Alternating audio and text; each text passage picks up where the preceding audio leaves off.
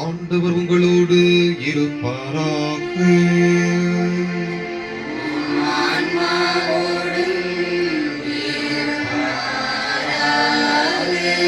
யோவான் எழுதிய தூய நற்செய்தியிலிருந்து வாசகம்.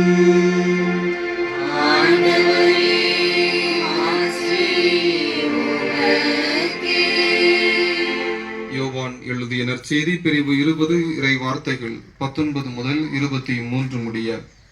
அன்று வாரத்தின் முதல் நாள், அது மாலை வேளை.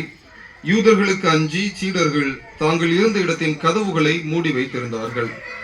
அப்போது இயேசு அங்கு வந்து அவர்கள் நடுவில் நின்று, உங்களுக்கு அமைதி உரித்தாகுக என்று வாழ்த்தினார்.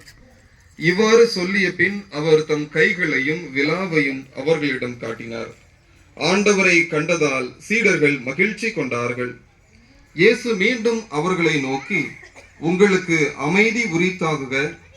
தந்தை என்னை அனுப்பியது போல நானும் உங்களை அனுப்புகிறேன் என்றார்.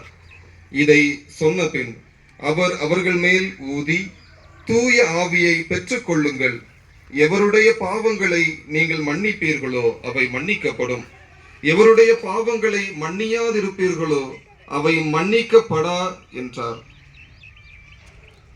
ஆண்டவரின் அருள்வாக்கு.